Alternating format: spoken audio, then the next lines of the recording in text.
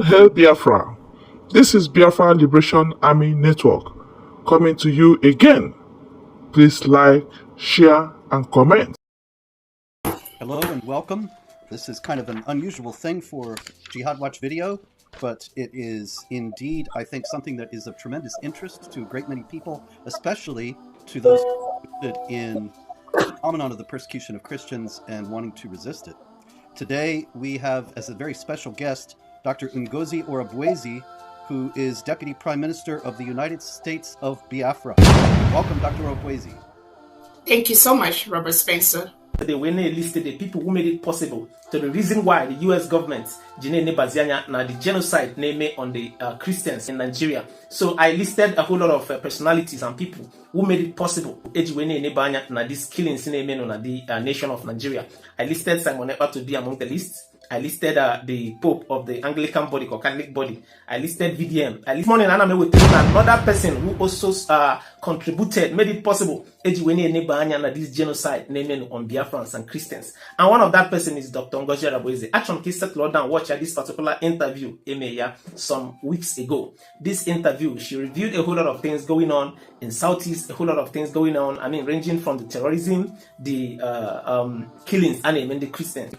Thank you for being here. I have to tell you right off, though, there's quite a bit of controversy about this. And so I thought, why don't we address this right away and clear the decks? In the first place, I wanted to emphasize that I, of course, am not Biafra, obviously. And I am here speaking about this issue because of the connection of Biafra and its independence to the persecution of Christians.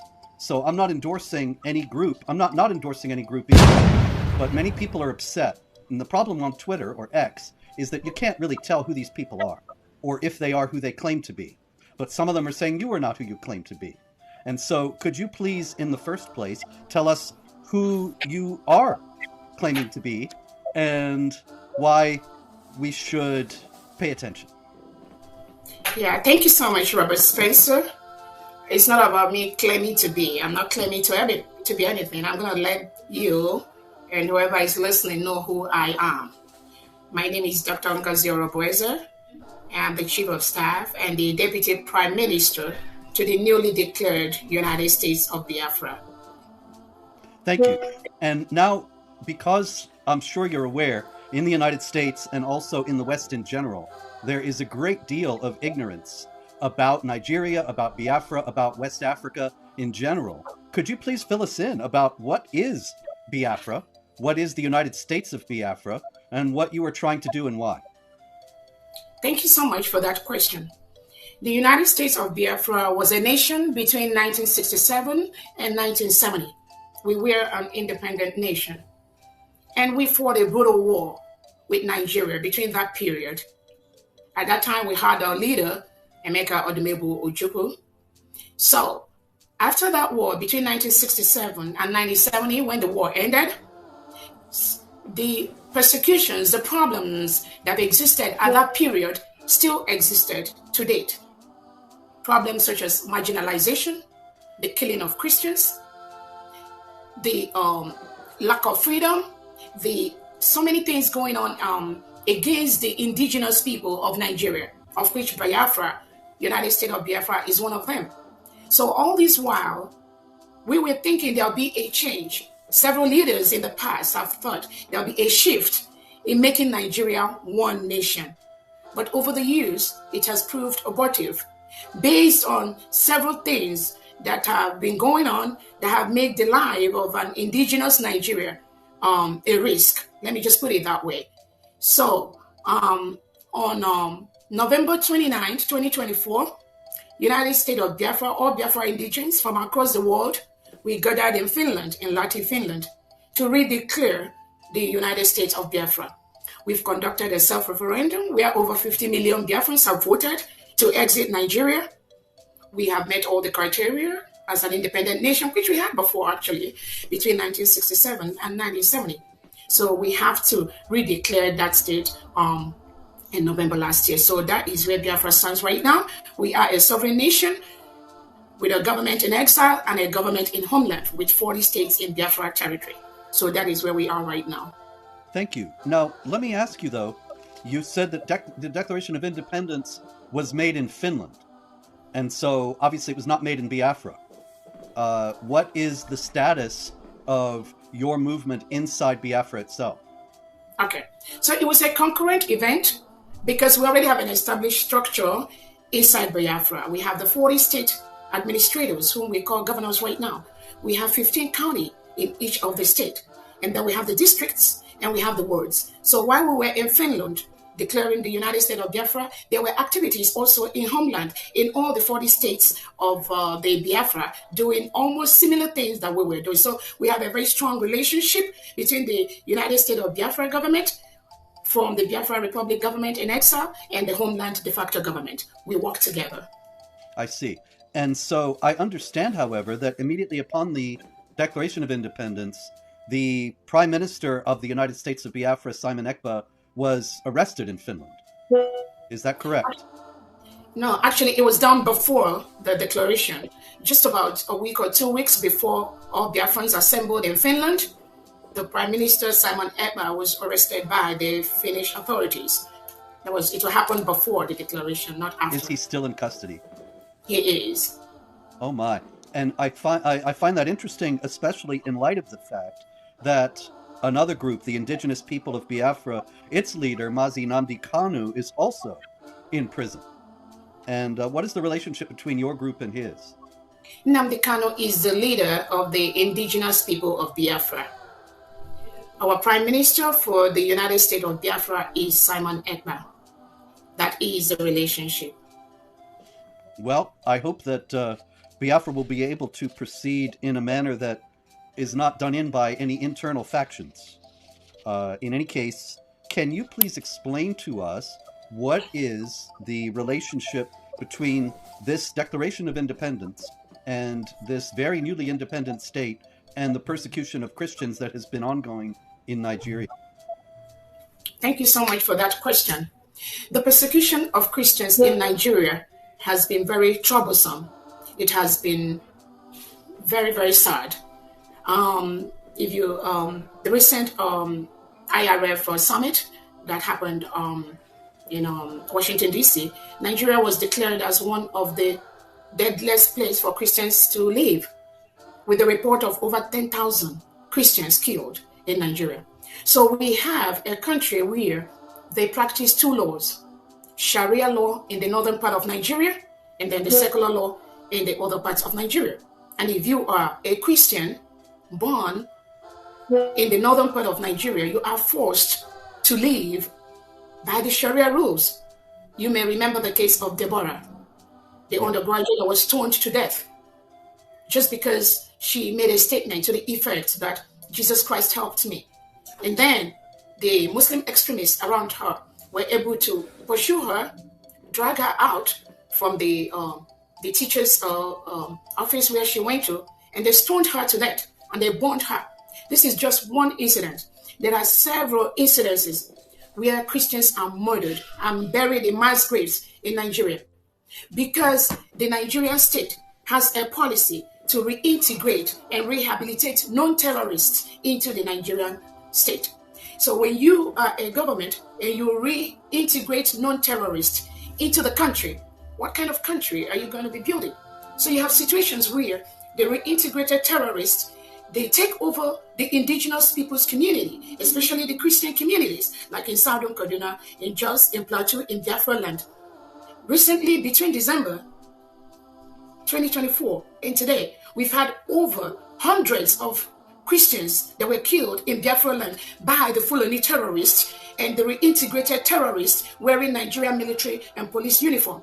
This is what the Christians go through in Nigeria over the years. There is no solution. There is no comment from the government. Everybody just turns a deaf ear.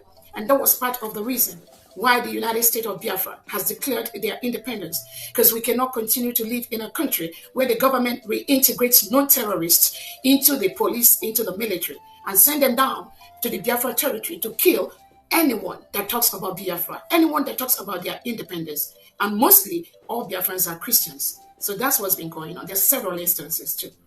So you are saying, am I understanding you correctly, that the Nigerian federal government is actively aiding the jihad terrorists? Definitely, by reintegrating non-terrorists into the country. Do you think that this is a connection to the fact that the former president was a Fulani himself? Again, over the years, in the past leadership in Nigeria, we have had more of these Islamic leaders that have ruled Nigeria. So if you have been, I know as you are aware, Nigeria is supposed to be a secular state where we have equal representation of both Christians and Muslims. But the country, is now an Islamic state. It was declared as an Islamic state by Britain without the permission of the Christians.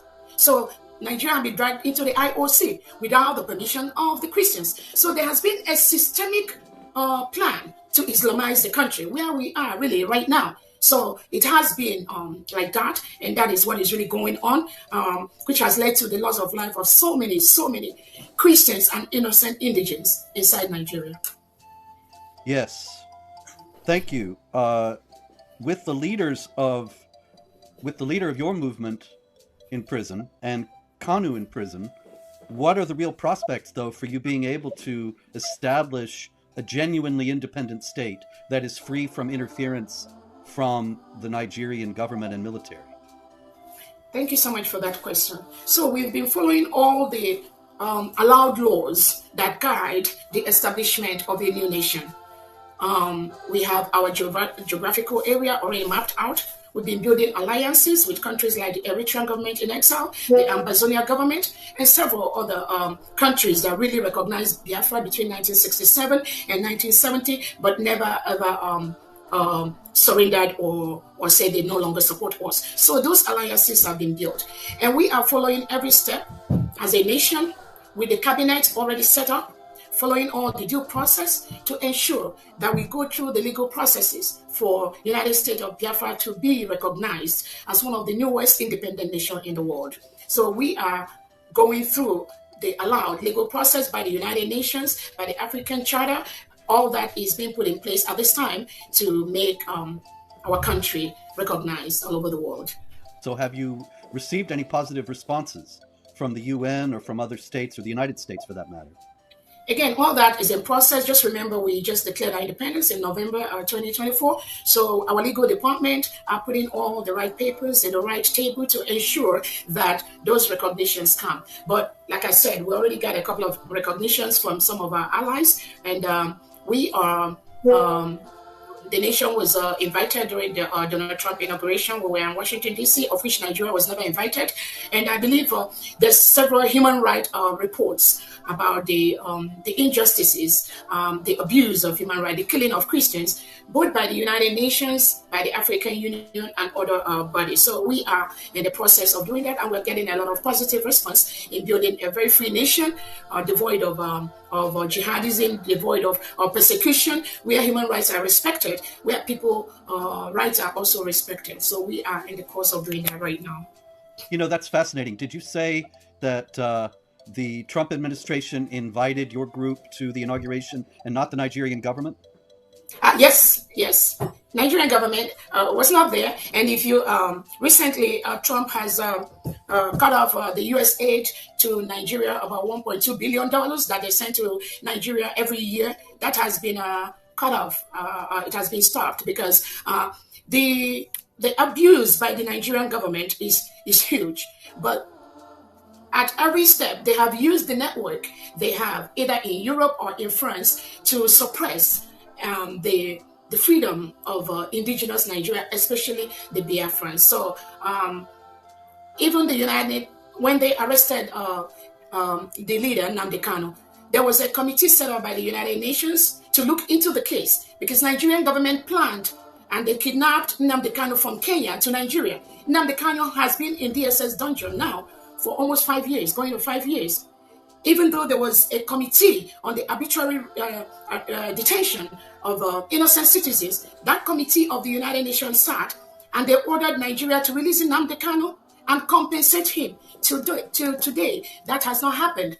So these human rights abuses is what even in the United Nations Committee on Human Rights 2 years ago, when Nigeria applied to be part of that committee, Nigeria got only about 2 or 3 votes. Countries like Ghana, countries like Kenya are making huge impact in the areas of human rights, in the areas of freedom of their citizens.